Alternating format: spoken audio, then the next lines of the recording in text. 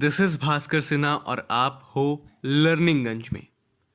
दोस्तों, हमने अब तक क्लास 10th के सिविक्स के बारे में पढ़ा कि कौन कौन सी जगह है जिसके बारे में डिस्कस किया जा रहा है इस चैप्टर में, है ना। आपने बेल्जियम के बारे में भी देखा और श्रीलंका के बारे में भी देखा, और इसके बाद आपने इमेजिन करा कि क्या होगा वहाँ पे। क्या जो डच बोलने वाले हैं वो फाइट करेंगे फ्रेंच वालों से बिकॉज फ्रेंच वाले कम हैं, और क्या होगा श्रीलंका में। क्या श्रीलंका में जो लोग 74% हैं वो लोग बाकी लोग को वहाँ से भगा देंगे या लड़ाई हो जाएगी, है ना। तो ये सब बातें हमने बस अभी तक सोचा था, है ना। जो रियल में है वो पढ़ा नहीं था, है ना। तो now we will talk about what really happened, वहाँ पे हुआ क्या, अब हम ये देखेंगे। बात करें श्रीलंका की, तो श्रीलंका में आप पढ़ते हो मेजोरिटेरियनिज्म, है ना। तो जो मेजॉरिटी है उसके बारे में बोलता है कि ये है क्या। पहले ये जानो कि मेजॉरिटी क्या है और मेजॉरिटेरिज्म क्या है। तो मेजॉरिटी है मतलब कि जब किसी एक कम्युनिटी के लोग ज़्यादा होते हैं तो उसको मेजॉरिटी बोलते हैं। और मेजॉरिटेरियनिज्म क्या होता है, जब आप किसी एक मेजॉरिटी पे ना ज़्यादा ध्यान दे रहे हो। जो मेजॉरिटी है ना उसके बारे में ही हर लॉ ला रहे हो, हर एक्ट उसी के लिए कर रहे हो, उस पर ज़्यादा फोकस कर रहे हो, उसकी राइट्स पे ज़्यादा फोकस कर रहे हो। आप माइनॉरिटी पे ध्यान नहीं दे रहे हो, है ना। माइनॉरिटी से ज़्यादा आप मेजॉरिटी के लिए वर्क कर रहे हो। तो ये होता है मेजॉरिटेरियनिज्म, ठीक है। तो हम बात करेंगे श्रीलंका में ये क्यों हुआ और क्या हुआ, कैसे हुआ, क्या क्या हुआ सब। तो शुरुआत करते हैं। सबसे पहले बताता है कि 1948 में श्रीलंका एक इंडिपेंडेंट कंट्री बन गया था। और जब कोई कंट्री इंडिपेंडेंट हो जाता है तो वो क्या हो जाता है, आप सबको पता है ना, डेमोक्रेसी आ जाती है वहाँ पे करीब करीब। जैसे यहाँ पर आज़ादी आती है, ये सिन्हाला वाले जो लोग हैं, जो मेजॉरिटी हैं, वो लोग बाकी लोगों के साथ अच्छा व्यवहार नहीं करते हैं। और जब 1956 आता है ना, तो ये अनाउंस कर देते हैं कि ऑफिशियल लैंग्वेज अब सिन्हाला होगा। हाँ, फिर कुछ दिनों के बाद अनाउंस करते हैं कि सिन्हाला कम्युनिटी के लिए ही ये जॉब्स उपलब्ध हैं। और तो और ऐसा करने लगे कि ये जो स्टेट है हमारा वो बुद्धिज्म को ही प्रोटेक्ट करता है, मतलब बुद्धिज्म को ही फॉलो। जैसे कि आप हिंदुइज्म मुस्लिमिज्म फॉलो करते हैं ना, तो वो बुद्धिज्म फॉलो करेगा।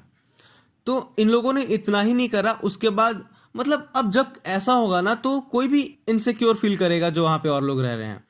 तो जो तमिलियंस थे वो काफ़ी इनसिक्योर फील करने लगे, और उन्होंने कहा कि हमें अपना खुद का एक राज्य दे दो, हम अपना लैंग्वेज जो बोलते हैं वो हमें एक पार्ट दे दो। इन लोगों ने डिनाई कर दिया।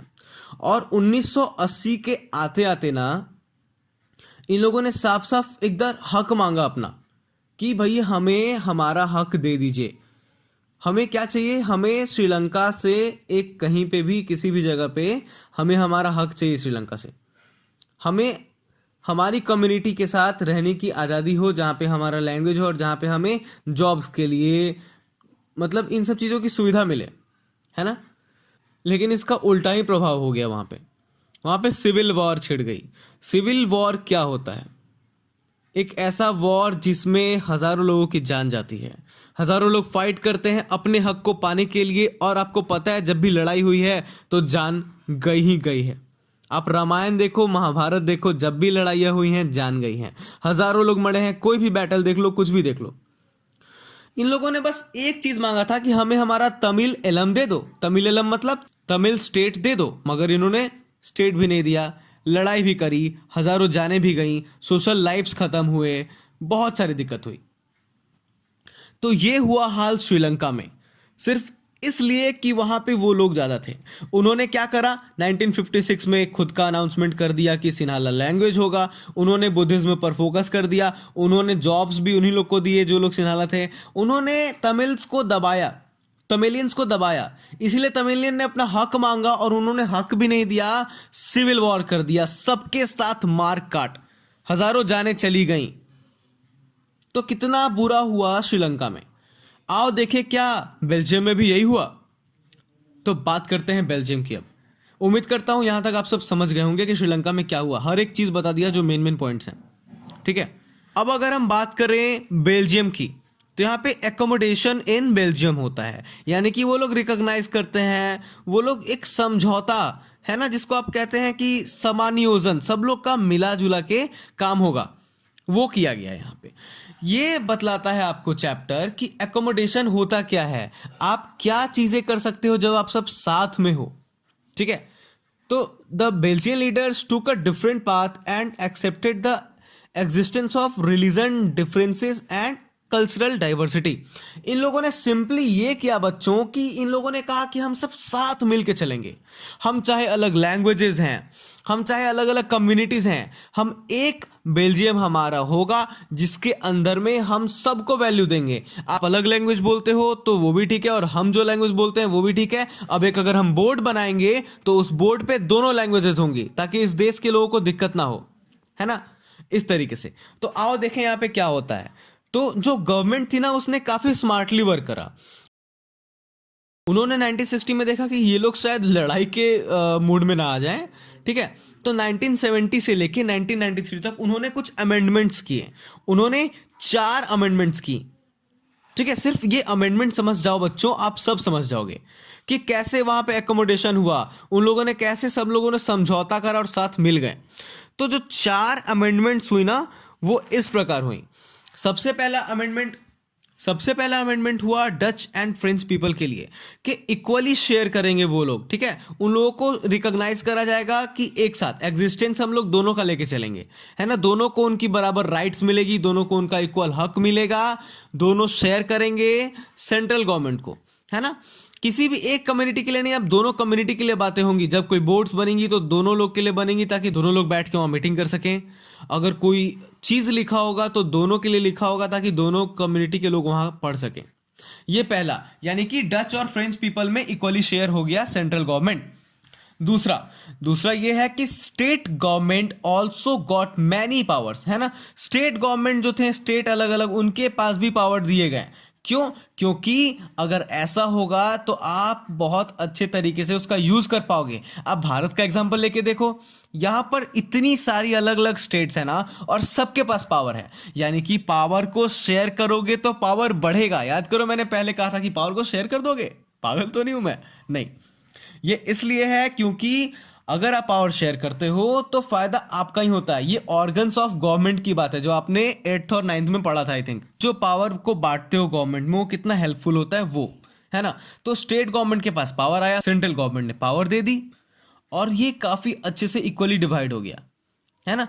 पूरा जो देश है सेंट्रल गवर्नमेंट, उसका भी पूरे देश के ऊपर राज है, और जो स्टेट गवर्नमेंट्स है ना वो देखेंगे कि स्टेट में क्या चल रहा है और कहाँ कहाँ पे क्या क्या हम लोग चीज़ों को दे सकते हैं। तो ये सेकंड था, यानी कि स्टेट गवर्नमेंट के पास इक्वल राइट्स आ गए। अब हम बात करेंगे थर्ड अमेंडमेंट की। तो Brussels has a separate government. Brussels को एक सेपरेट गवर्नमेंट मिला। सेपरेट गवर्नमेंट क्यों? क्योंकि वहां पे दोनों को इक्वली रखा गया, फ्रेंच और डच दोनों को, है ना। Both have equal representation, represent करना, अपने आप को वहां तक दिखाना, जहां पे आप जा रहे हो अपने आप को शो कर पा रहे हो, है ना। अपने आप को आप रख पा रहे हो अपनी बातों को, उसको रिप्रेजेंट कहते हैं, है ना। प्रेजेंट करना, रिप्रेजेंट करना। तो कहता है कि Brussels has a separate government. अब उसके पास सेपरेट गवर्नमेंट था, क्यों? क्योंकि वहां पे ना बोथ जो फ्रेंच एंड डच है दोनों को इक्वली रखा गया, है ना। It also help in avoiding the fight, और इसको फाइट जो होता है ना उसको भी रोका गया इस चीज से, है ना। तो इसमें यहां पे साफ साफ कहता है कि the equal representation in Brussels is accepted by the French speaking community. आप जो कम्युनिटीज अगर फ्रेंच वाली है ना उन्होंने ऐसे करा, क्यों?